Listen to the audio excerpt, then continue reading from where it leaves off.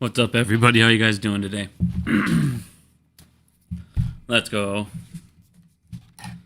Movies are killing it. Yeah, Beetlejuice killed it this weekend. We had a really good weekend, 147 million.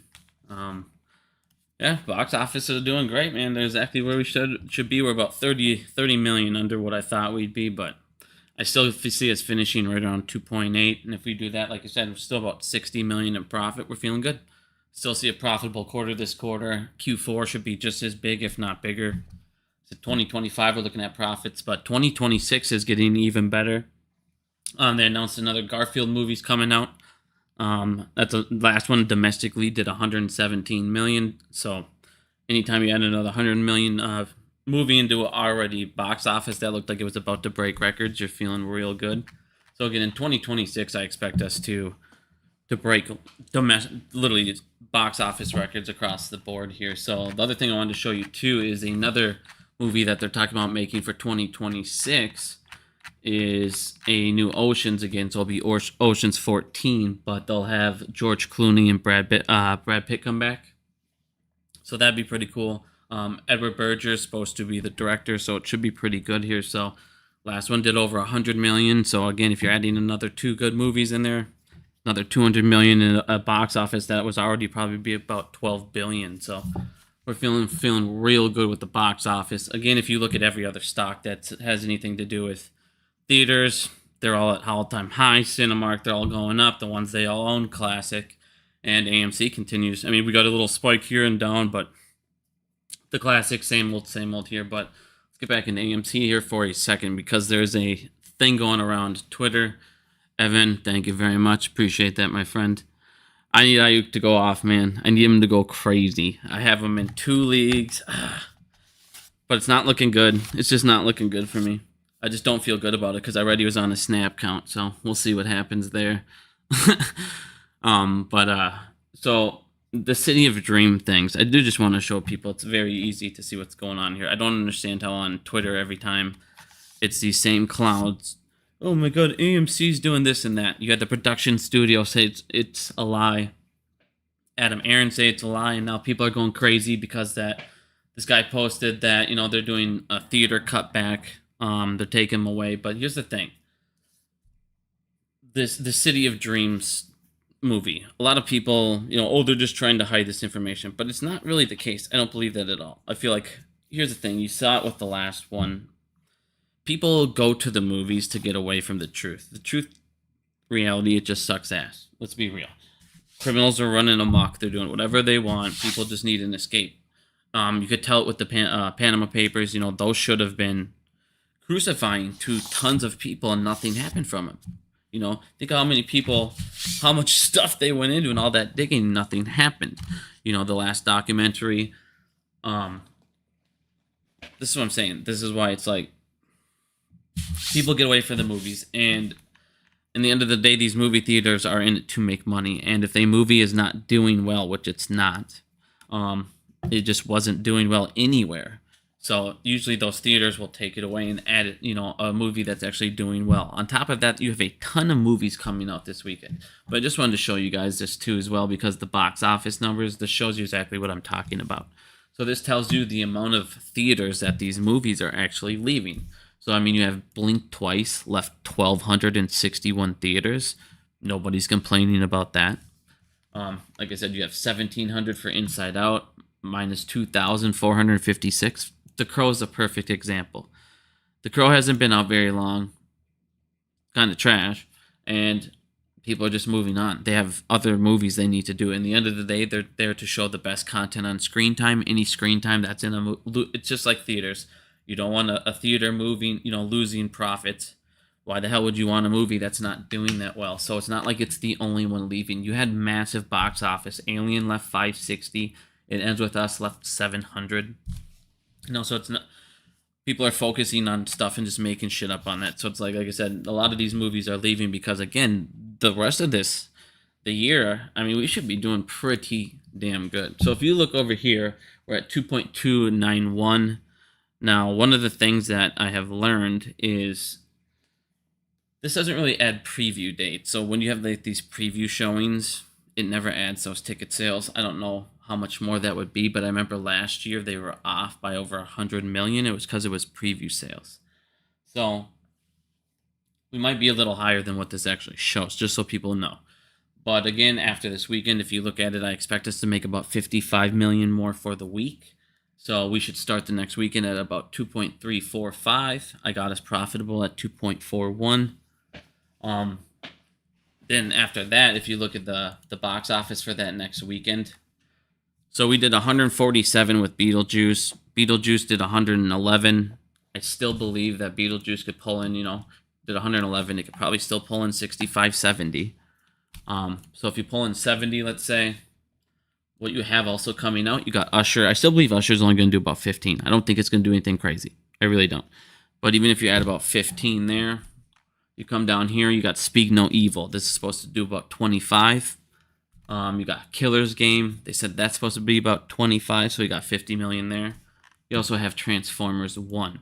So if you have Transformers 1, those other 3 movies, and then you still have Beetlejuice, and then you still have the runoff of Deadpool, all those other movies, you could easily do about 185. Now, if you do about 185 at that point, you're looking at, 2.52. So AMC should be profitable by the end of next weekend and still have 2 weeks left. Now, on top of that, the weekend after that, you're going to have A Wild Robot and Megaopolis. So you could easily, again, have another... Oh, I'm sorry, that's 2 weeks down the road. But you're going to have that... No, I'm sorry, I'm exhausted. Yeah, let me look. Yeah, that's 2 weeks down the road. So, again, you're going to have all those movies for the week after that. So I have us at about 105 million the next week after that. So put us at about 2.64.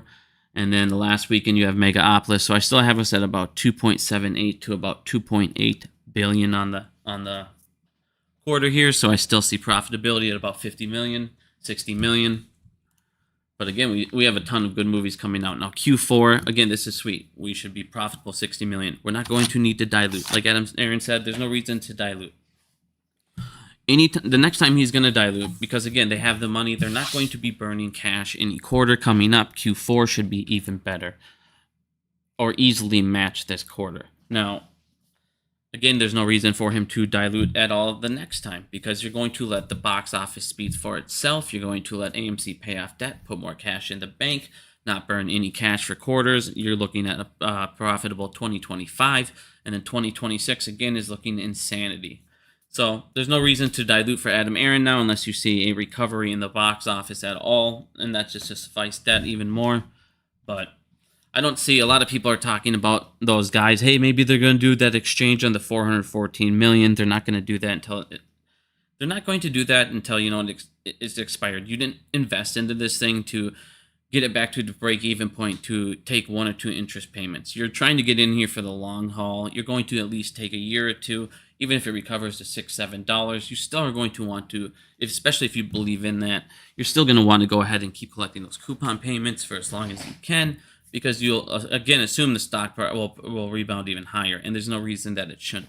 Once AMC refinances that last $800 million, be able to pay down some of that remaining 103, which they'll be able to do with these next 2 quarters. They'll even get that discount. They'll probably be able to cut that in half. So all of 2025, they can kind of get that down. Perfect. We're good to go. So, again, AMC, now at this point, there's zero reason to dilute unless you're literally... Oh, the stock price blew up, and if anybody gets mad about that, well, guess what? That's what Ryan Cohen did, and everybody in GameStop still wants to appraise him. So, can't, want your cake and have the icing and everything and the ice cream too right now. You know what I'm saying? It's hard out there for people. We can't afford to give you both. So, one of the things I do want everybody to start pushing to AMC is to the board. This is something that I drastically think will take AMC stock-wise to the next level. It would literally kill the shorts. It would kill the thesis. It would be able to pay down debt in a way that you should never have to dilute again. This alone, if you do it correctly, should be able to manage and pay down debt for quite a long time. And again, guarantee profitability going forward.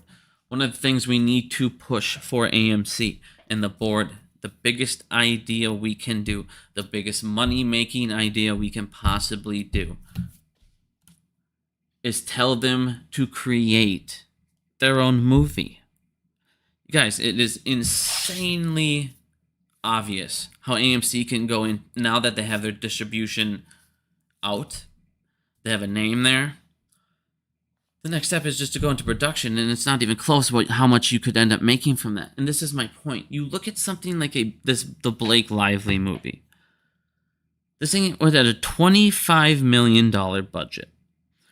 That's less than what we invested in that gold mine.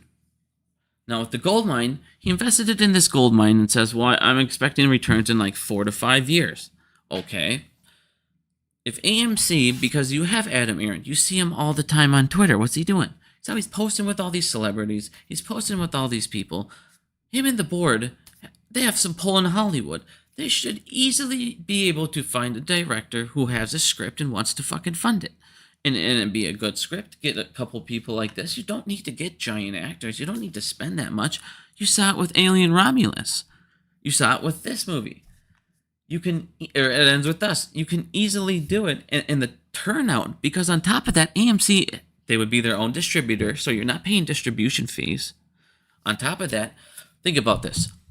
All of these other movies have to go out there and they have to do negotiations with AMC and all these other theaters. Imagine how much money you're saving and how much extra you're making when you don't have to negotiate with the #1 theater chain because you own it. How much money does that save you?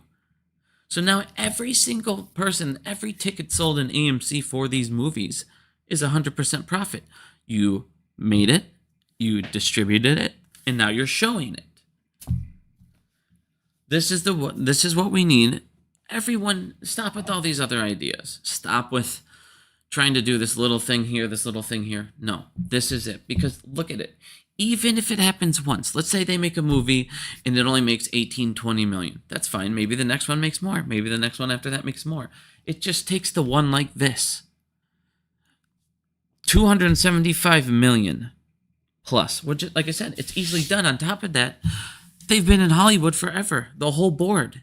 They know the right people to put in. It's not, you just don't, you make the right movie. It's that simple. And you have the people with the knowledge to do it. So to me, this is their very next step. And I'm telling you guys, everyone that pushes ideas to these guys, everybody that does that, this is their next step. They need to fund and produce and hire. I mean, like I said, it's just hiring a producer. It's just hiring the right people. Produce their own movie. And if they get one that can take off like this and pay 270 million, 200 million profit, name another idea or revenue stream that's going to be able to do this. Now, this is an idea that could do 200 million once, 30 million, 40 million, 100 million next. It will continuously bring in more revenue for AMC than anything. And if they do it correctly, AMC would never, ever, ever, ever need to dilute again. They would be fucking killing it. Of course, Matt Kors and me, Kevin handjob each other. They're fucking little tool bags. He worked for him. They're besties. But like I said, guys, this idea is the operation that Billy would need. And AMC, and this is the thing that separates AMC and why they should do this too, you guys. Listen, this is key. AMC, what do they need? They need retail. They need retail to go to the movies. That's who fucking owns their company. All you guys need to do is, all right, everybody go to the fucking movie they make. Bring a family member. Bring somebody. Boom. Word of mouth. Everybody share it. Make sure people see it as much as possible on Twitter. Everything else. Advertise. Free advertisement. And it can easily do something like this. That's the problem. A lot of people with this movie here didn't even hear about this movie. There were so many people on Twitter that were talking about they never even seen any kind of previews for City of Dreams. Nobody even knew about it. Megaopolis. That's the problem with Megaopolis right now. The preview was I don't know what I'm watching right away. I mean, here's the problem with Megaopolis. It took way too fucking long. So it lost its oh man, I gotta see it. And then none of these trailers to me, I feel like these guys need to, the trailer is fucking key, dude. And on top of that, marketing's key. If you're not marketing, they've took so long to market and then popped it out right away. So Megaopolis to me, it's it could do good, but I'm not too sure. I feel like it's they did it incorrectly. But like I said, with AMC, you have the people with the knowledge to do it right, and there's nothing that can pay off more than AMC creating and distributing its own films. Now, if you just want to show everybody, like I said, with Q4 here, Q4 should be insane. You have Lion King. You have the Lion King, which should destroy it. I mean, it's 2 weeks, but still easily could add another 200 million plus. Easily. You have Sonic the Hedgehog, which did 100 million plus domestically. I'm not going to go to Lord of the Rings. I don't think they'll do very well. But I know what it sounds crazy, but you saw it with that Caroline movie. That Caroline movie came out and did like 35 million on its re-release. A lot of people are excited to go see Interstellar on the re-release. A lot of people love that movie. You also have Wicked coming out, which destroy it. You have Mona 2, which would be absolutely nuts. Gladiator 2. I mean, Mona 2 and Lion King alone should just destroy it. On top of that, you have Joker. Well, we're not going to keep jumping ahead. We'll keep moving up. You got Venom. You got Joker. You're going to have Smile 2 and Smile 1 did over 100 million domestic. You have Terrifier 3.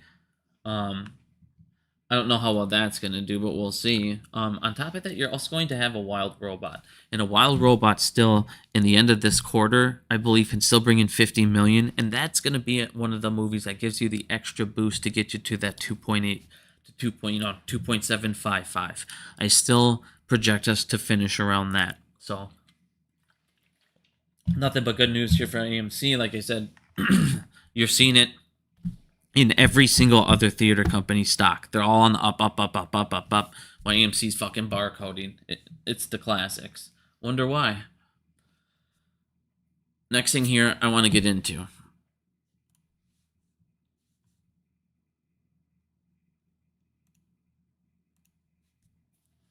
So if you guys look over here, one of the Wall Street things this talks about here, it talks about how hedge funds, how are they getting around margin calls? We couldn't figure this out. You know, how come no one's ever margin calling anybody? Well, there's a classic loophole. Wall Street regulators are understating margin debt by more than $4 trillion. They're using a loophole to get around FINRA's bullshit, which is exactly what we were telling you guys. This is the exact classic crap. This is how they get around everything. There's ways to not report to FINRA certain numbers. Now, guys, come down here. Look at this. Talks about FINRA. So according to FINRA's debt, it's at about 784 billion is the margin debt right now. But that only tracks certain things. So if you guys come down here and read this a little bit here, unfortunately, FINRA only has access to margin debt data filed by brokerage firms that it regulates. Thanks to the repeal of the Glass-Steagall Act in 1999, which allowed federally insured banks to gobble up by the trading casinos by Wall Street, the vast bulk of margin debt now is being loaned out not by broker-dealer firms, but by giant banks, where the U.S. taxpayers will be on the hook for a bailout if it goes belly up, which is exactly what happened in 2008. And this is what I'm telling everybody forever. These guys are the problem. It's these fucking 4 banks, dude. The way they're getting around it is they're not doing margins like me and you. They're just going out and getting these loans from these piles of shit that aren't going to go out and show on these reports. These guys are giving them because they know if they margin call them, they're all in trouble. So what they're doing is they're giving people bypasses. Now listen to this, because this is key right here. Because they're getting around all this stuff, and one of the things that they're doing is charging these guys fees. Now I want you to see this because this is important why they were fighting this. What this does is they don't have to report the fees that they're paying to these banks and stuff on these loans. Now watch. And then I'm going to skip ahead for a second, but watch this part here. So what this talks about here is you have the 8 fucking banks that are all, they're the ones doing it. But the majority of these ones, where the fuck is that one? There you go, sorry.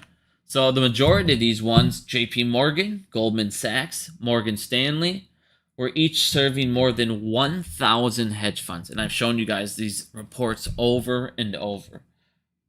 So prime broker services, including margin making loans to hedge funds, also reported the notes that are following. So the assets of the quarter of a hedge funds are not fully independently valued, compromising 38% of hedge fund assets. So basically, the assets that they're saying, they're putting up and backed, like 38% of it's not even verified. What's the big deal? Almost 40% of the collateral is not even verified back there. What could go wrong? So this is the problem here. So now that you understand the fees, because what these banks are doing is they're not reporting it and they're collecting these fees.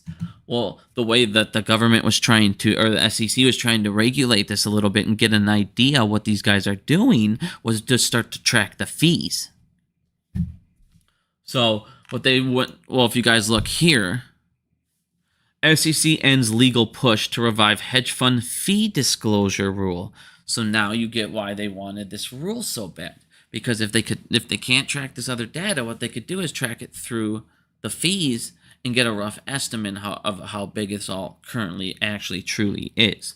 So of course the hedge funds and all the banks, they went in over here, and this was a disclosure for more transparency. No, they didn't want that. So of course they went in there. This would have benefited investors, of course. They adopted this in 2023. They required private fund managers to give investors more details about quarterly fees and expenses. So because they're not tracking, they're not able to sit there and track, hey, in full detail, what are they paying on these? How much are the fees? How much are the percentages as well? So investors don't know how much these guys truly are paying each month in expenses that they're not telling you to these banks as well. So as you guys can see, there's this giant ass, and it's showing you, the reports that we went over on the OFR, the Financial Research Treasury Office of Financial Resource. These are the same. This is the same graph that I showed you before. You can pull it up, monitored by hedge fund and monitored by banks as well. But it's all these banks, man, and it's these three banks. The way we win is you have a run on these banks. The way you destroy the system is these three banks lose. Everybody leaves. This is how retail destroys them. This is how retail brings it all down. This is how retail kills Wall Street. This is how retail kills Wall Street right here. You have the ability to kill Wall Street by taking out these three banks with a bank run, because suddenly thousands and thousands and thousands of hedge funds would get margin called by those three banks, because they would now need to collect on that collateral instead of fees. If everybody starts to leave Goldman Sachs, Morgan Stanley, and JP Morgan, almost 3,000 hedge funds. MOAS. What? Listen to me. You guys how do you get MOAS? MOAS is by margin calling 3,000 hedge funds at once. MOAS, how do you get MOAS? You get rid of these fucking three banks, and the thousands of hedge funds that they need to call will be fucking margined. They will need to act and not pay fees. There is your answer to how to win peacefully. You literally walk over and tell everyone have them explain to everyone they know. This is how retail kills Wall Street. It's very simple. Because now, if you take these three down, again, who the fuck's going to fund these guys that have nothing? Nobody. Because they can't go transfer it to another bank. The other bank's going to see they're already over-leveraged and dead. And on top of that, these guys are going to have to fucking margin call these hedge funds. It's game over. How do you get margin calls? You bank run these three banks. That's it.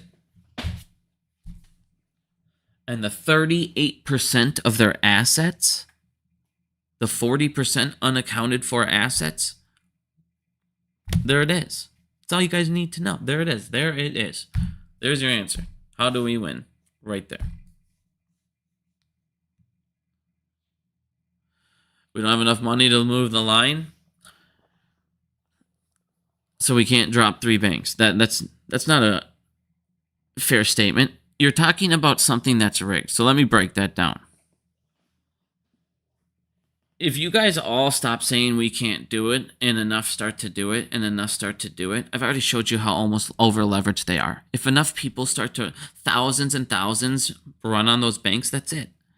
You're talking about comparing you walking up and educating some person, having them being educated enough to go walk up and show another person and show another person, and all those people actually fucking walk out. It doesn't take as much as you think. It doesn't. It really doesn't. But what does take a lot is overcoming corruption in the stock market. You can't compare that because they can layer, they can spoof, they can derivatives, they can short, they can do everything. You're literally talking about a rigged game. There's nothing rigged about you walking up and educating somebody else and then them going, all right, you're right. They're fucking awful. They're garbage. If I really want to be a millionaire, if I really want to be rich as fuck, I need to take down the 3 banks that back thousands and thousands and thousands of hedge funds. We all got together to get educated. We all talked about a MOAS. A MOAS is thousands of hedge funds going down at once. How do you get thousands of hedge funds going down at once? Right there. Here's your answer. This is your dead ass answer. If you can't do that, then how bad did you really want to win in the first place? Because there's no disputing this.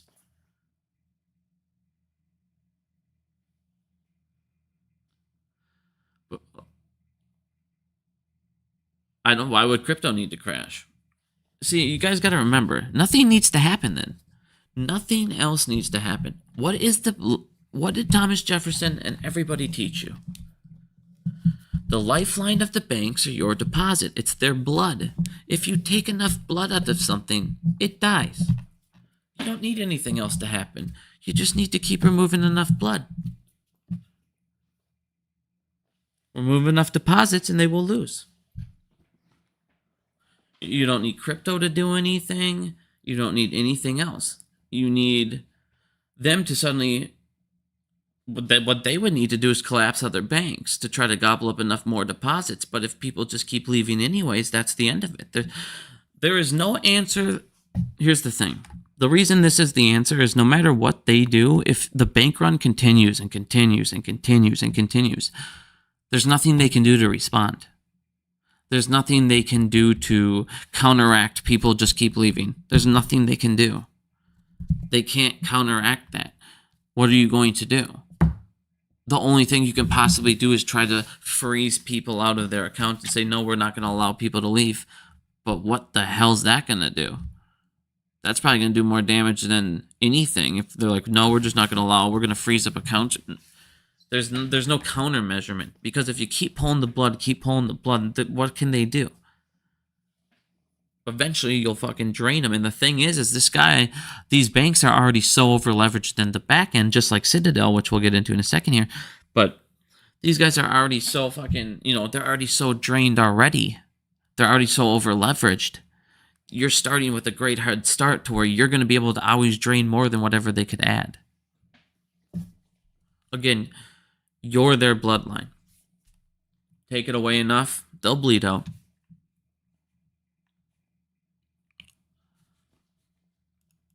But speaking of Citadel and derivatives and all that, this is how they're hiding everything, and this is what's absolutely fucking hilarious. And all their liabilities is, oh, we're making record profits, we're making record this. Yeah, but everything's being hidden in fucking derivatives. As you can see, they keep going higher and higher and higher. And now they're at 600 billion, or 600 mil, billion.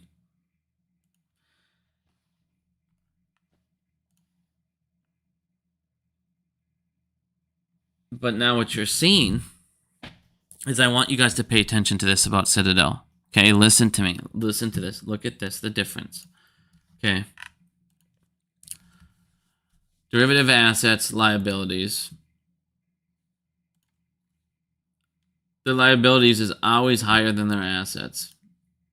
Other than last year. Last year was the first time their derivatives, their assets were finally higher. And then that changed. And they're recording record profits. Well, look at the difference, though. Because look at the spread here. This is my point. Look at the spread. It's about $4 million, $4 billion. Listen to this, because this shows you Citadel's hurting very badly. Look at the spread here. 4 million. Or 4 billion, I apologize. Look at the spread here, about 13 billion. It's crazy, but nothing super fucking crazy. 12 billion. So they cheated in something. Plus $19 billion. Okay. So they went plus $19 billion to minus $29 billion. So they had like a $58 billion swing in derivatives. They had a $58 billion swing in derivatives in the wrong direction. It went from assets to the liability column. Now their assets to liability, Citadel's assets to liability spread is bigger than I've seen it. It's now the largest deficit between each other. It's now 29 billion. Now you remember how Citadel kept on borrowing and borrowing and borrowing 400 billion or million and selling off stake and doing this and that? Ouch. So again, they're hiding all the bodies over here, but eventually those bodies start to collect. Why they sit there and say, oh, we're making record profits. No, you're hiding more billions back in the back end. You had a $58 billion derivative swing in the wrong direction. That doesn't sound to me like a company making record profits. But, oh yeah, we just went over this with the SEC. So the SEC, like I said, now you get what this fee rule is about and the more transparency. Because again, they can hide all this bullshit in the back end from these bank loans because they're not prime broker loans. So these prime brokers are not the ones doing margin calls. And that has been the biggest misconception for everybody. And that's why I kept telling everybody, it's not going to be them doing the margin calls. They're not borrowing through brokers. They're not like me and you. These guys are going to banks and they're borrowing through the derivatives, and that's how they're getting away with it. That's exactly what this is showing you. That's exactly what this went through. Thousands and thousands of hedge funds go through the loophole of not going through a prime broker, but going through a bank that will charge them a fee on these loans instead that have no ability. They shouldn't even have any ability to take these loans out. Now, people are on today have been nonstop talking about a rate cut. And I just don't see how it's possible. Even if they do it, I'm going to show you, it's not going to really affect as much as people think toward the point where it's like, okay, are they going to even be able to, or is it going to hurt the demand on treasuries and everything else so much that they're not going to be able to do anything? So if you guys look over here, the national debt. So from last week, so last Friday, and it's last Friday and the 3rd here. Where the fuck were we? Oh, sorry, last Tuesday. So last Tuesday here, we were at 35,256 billion, right? We jumped up to 343 billion. So we jumped up about 90 billion almost. They did that in a week. We're now doing 300 billion a month. We are adding to the debt. 300 billion a month we are adding to the debt. US debt is so massive. This came out today. Interest rates cost alone are now $3 billion a day. We pay on interest on our debt $3 billion a day, and they say it's no big deal. $3 billion. How much could that a day? How much could that fix the United States? $3 billion a day. That is unreal, dude. Now, one of the things this talks about is it talks about the rate cut, which is another thing that most people aren't thinking about. So it says, even if Feds cut interest rates by 1% and the entire yield curve declines by 1%, that makes it to where we're not only paying $2.5 billion a day. But the problem is the United States, this is what people don't get. If you take it away here, you're going to have to make it up somewhere else. So now, even if the Feds cut rate to lighten the burden on interest payments, the next president is expected to worsen the budget deficit, piling on a total of debt to offset some of the benefits of the lower rates, regardless of who wins. It doesn't matter who wins. They need to make that up, so they're going to make that up through more fucking debt. So that will again offset any type of rate cut. So the benefits aren't going to be as good as people think. On top of that, hold on here. Warren Buffett, I just want to show you. Warren Buffett is just dumping Bank of America like you've never seen it. He's already sold $7 billion. He just sold 760 more million last week. He's just dumping that shit. But here's the thing. That's piling. Then you go over here and you look at GDP versus GDI. Now, these numbers are supposed to basically match, okay? You have gross domestic income versus GDP, okay? They don't always match, but they're supposed to match, okay? GDI is a measure of a nation's economic activity from all money earned for all goods and services during a specific time period. In practice, GDP doesn't always match GDI because of bad data collection using different sources, and there might be discrepancy between people. Even if the two measure perfectly, they usually measure together, or they measure in a parallel line. They don't have a curve. Well, there's actually, if you look down here, the curve is actually going greater and greater and greater, and it's going back up. So GDI actually tells you that GDP, either the numbers are incorrect and they're giving you false information, or the GDI number is incorrect. One of them's incorrect here. So GDP is not as good as they're telling you. So GDP is not as high as they think. So I wrote this today. So when it comes to rate cuts, GDI data shows GDP data is manipulated. Shocker. More moving away from the dollar. Japan is selling $400 billion in treasuries. You have $7.6 trillion in new treasuries that need to be renewed. So you have $7.6 trillion in U.S. government will be maturing over the next 2 years. Well, that was in 2023. Well, guess what? You have 31% of all outstanding debt. Well, if I have to refinance all of my 31% of debt and my credit rating's lower and my financial situation's worse, I need to refinance that at a higher debt or nobody's going to want to take it. Correct? So, on top of that, debt is soaring $300 billion a month. It is now hit an all-time high. We're now at $35.34 trillion. Japan might still sell another $800 billion in U.S. Treasuries. There is another, and the retirement fund has $1 trillion more in U.S. Treasuries. The world sees the stress that the United States is going. How do you lower rate and make sure that all these people renew that $7.6 trillion? How do you make sure that there is demand when you're already seeing a lower demand for your treasury notes? If you're going to lower rates, you're not going to be able to spend as much. Well, problem is you're fucking adding to the debt faster than you're getting this even. Your GDP is not supporting it, so you're falsifying data. Rate cuts are not the answer. They're not going to help, unfortunately, because even if you look here, let me just jump ahead. 75% of mortgage owners have a rate below 5%.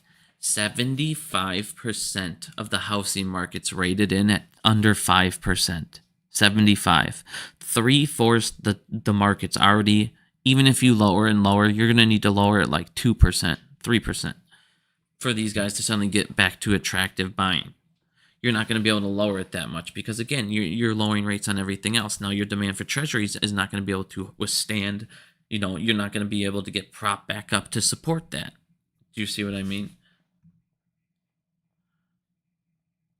George, I am live, my friend.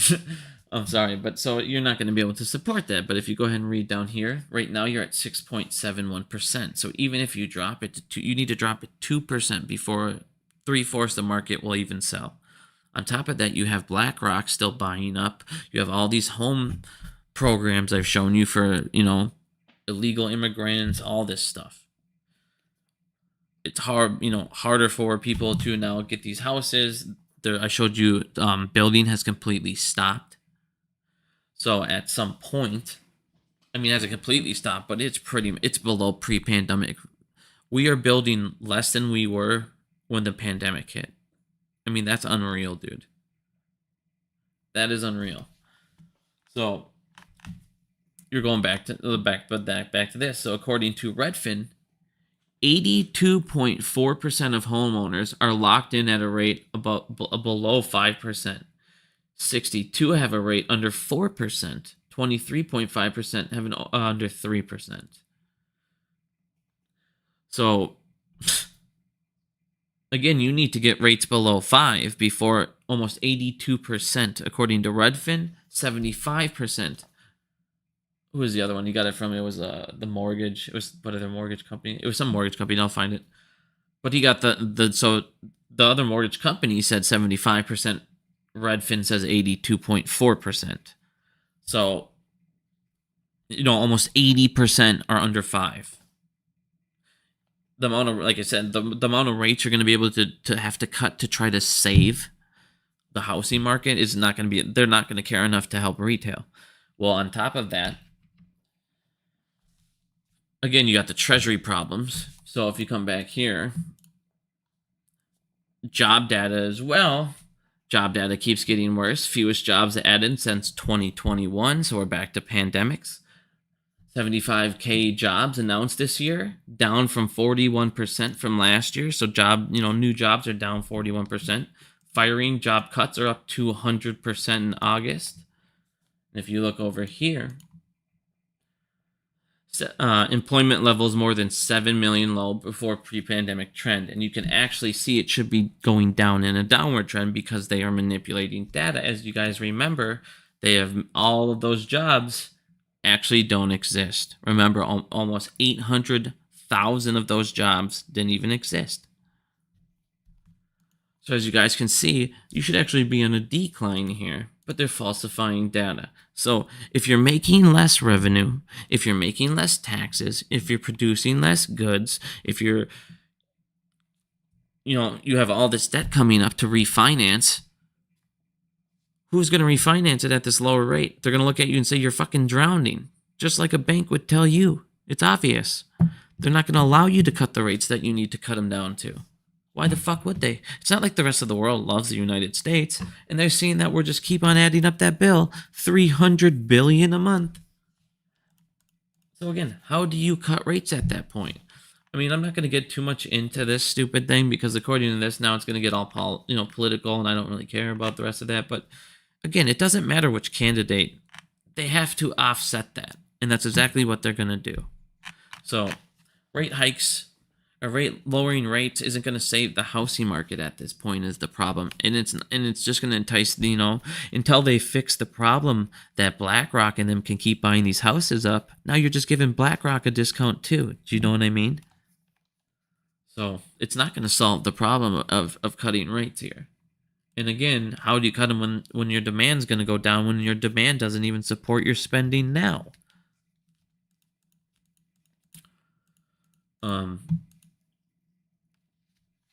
Getting close here to finishing. So one of the things I want to show you guys, because this is what's fucking stupid. This is one of the reasons why I do like Wales, because he points out these insider trades, and you can see when they do these sell-offs. And I do use Wales, but I'm not going to show his platform. I don't want to do. I'll be accused of super advertising or something stupid. But you can see, he does point these out. You'll see the graphs, the buy zone, everything like that. You can see when he's selling. Tons of things. I really do love his app. But you can see when these guys start selling, and then suddenly the insider information when it comes out. And that's why I keep telling the guys about Netflix and NVIDIA. And in NVIDIA, you saw all those fucking things, and then there was probes and all this shit left and right. Doge wanting this and that. But guess what? It'll all get there here in a second. But this is my point here. This guy, I wanted to show you this example because it's so fucking stupid. This guy named James Herbert, who is the founder, he sold 4.5 million in stock right before the collapse, okay? So this one man benefited 4.5 million. They fined Morgan Stanley $2 million.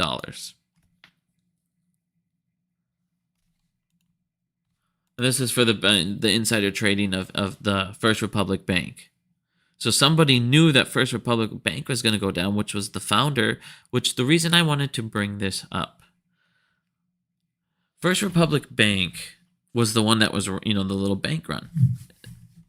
One bank that went down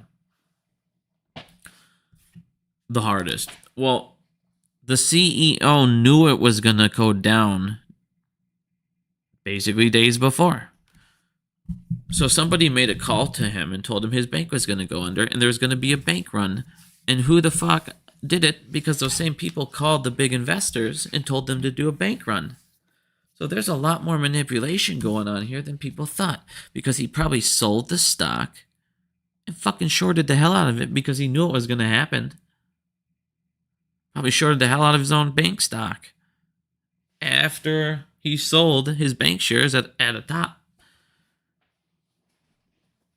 Like I said, he made $4.5 million in the finest too. This is the problem with the SEC. This is why it's fucking. If they can go around these with these loopholes, these derivatives. Eventually, this derivative assets are going to be too spread to where they will get in trouble. Because again, 29 billion fucking spread is quite a bit. Citadel has a 29 billion spread between their fucking derivative assets and their derivative liabilities. They need to pay out 29 billion just to even it out. So that's what I'm talking about. The derivatives market, CNS, our way to win. Take out these three banks. Thousands and thousands of hedge funds go down. MOAS. That is the definition of MOAS.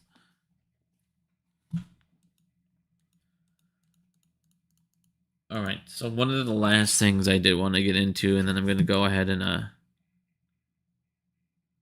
Goonies 2 for 2026, dude. Let's check that out, because that would be sick.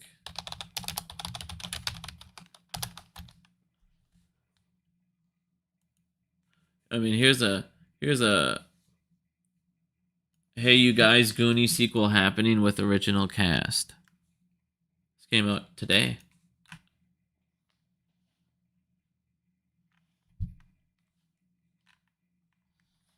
Oh, put that out. That's fucking sweet.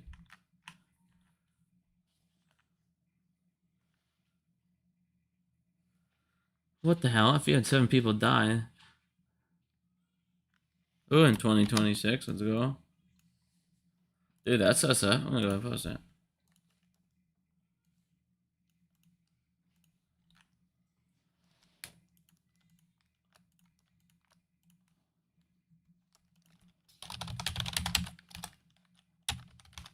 Bam. So again, 2026 is just going to keep getting these giant movies. But the last thing I wanted to go over here quick.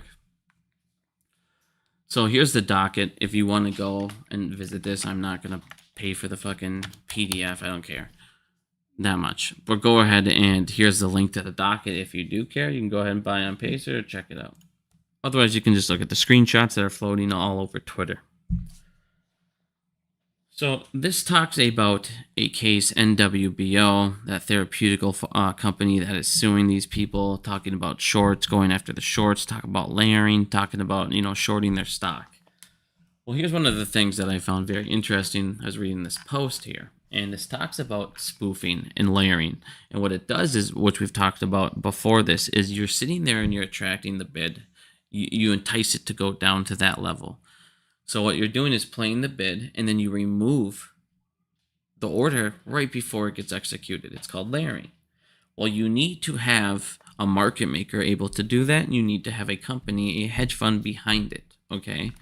So this talks about specifically, if you guys want to look in, I'll post this link here. If you want to go ahead and look into the link, he does break this down very, very well. So what this ended up doing is it looked into a specific hedge fund, which was redacted. Nobody can see which hedge fund, of course. This one hedge fund they had an alert go off for them for 2,940 instances. So basically, it's called baiting the order. It's called, they call it piping it or baiting the order. So you're baiting the national bid to go down to a level, and right before it goes to that level, you pull the order. And then there's multiple orders that are going down at that level. Multiple orders going down at that level. You use the market maker to do it as well. And then after that point, it attracts the national bid to drop price, drop price, drop price, drop price. So you can spoof prices down and you can short prices down at the same exact time. So this one hedge fund for their stock had 3,000 alerts. 3,000 alerts. And this was on April 12th. So if I'm reading this correctly, this was just on one fucking day. One day they had 3,000 alerts. Now these all got triggered, but CIBC said they were false positives and they didn't even look into it. They did no inquiry, no investigation, no underlining the trade. They just said, nope, it's okay. Because they were involved in it. Of course they did. So this is in one day, 3,000 spoofing incidences. And with AMC, I've shown this a lot too. Goldman Sachs spoofs the hell out of us. This is another one of the banks that I tell you is fucking us up. This is another one of the banks I tell you, if you take down these 3 banks, you will get your MOAS because they serve 3,000 fucking hedge funds. How do you win? You take down the banks that back up the 3,000 hedge funds through the loans that FINRA cannot track. It's very simple. Very simple. If you guys take him out, again, this is one of the people continuously spoofing AMC stock price on top of shorting. So, taking out Goldman Sachs is one of the biggest keys for AMC's success too. Fuck them. They're one of the things definitely holding us back. And again, they're supporting our enemy and they're spoofing our stock price at the same time. But does anyone have any questions? That's all I wanted to go over today so far. I do, over the next couple weeks, I have been asked, and I'm going to just do it for a lot of people here. So I'm going to teach people, I'm going to one day next week release like 5 20-minute videos. And they're going to be on trading strategies, ways you can make money sitting there, covered calls, carry, cash secured puts, different plays that you guys can do as well too. In the meantime, while you're sitting there, make premiums, collect money on top of it, and you can reinvest that premium into the stock and continuously lowering your average. I should have been teaching people these type of things. I do want to become like a Matt Kors and do charts and shit all day long. But again, everyone, how did you pay off your fucking house? Everyone, how'd you pay off your house? And then, of course, I got accused of the only way I could have done that is because Adam Aaron paid off my house for me, which was the stupidest fucking thing I've ever heard. Mark Cahode said that that Adam Aaron paid off my house and I knew his kid. I've never met his kid in my life. I don't even know his name is.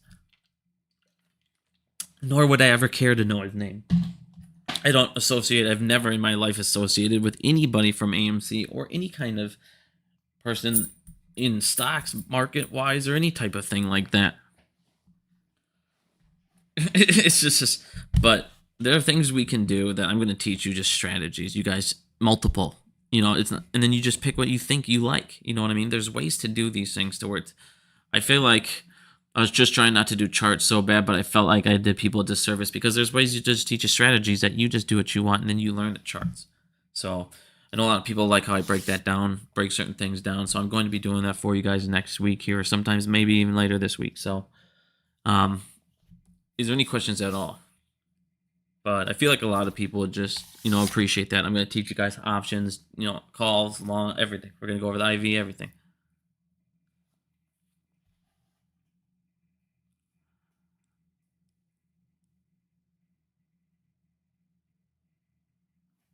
Corporate banks with those giants, how big is retail? I mean, in the end of the day, it's 99% versus ones. But the problem is the way the assets are so offset and they have more than us in assets. But that's the thing. Here's the thing with the the 1% has more assets than the 99. But the 1% assets is all built in stocks, which can all drop. They can lose more assets in the blink of an eye than we can in our whole lifetime. Their entire life is built around stocks and being able to take loans around their stock assets, their stock value, their stock collateral. Well, at some point, like I said, if we ended up taking down these 3 banks, all these hedge funds lost that stock, all these people would lose tons of that value. It would be such a massive offset right back to the 99% like it should be.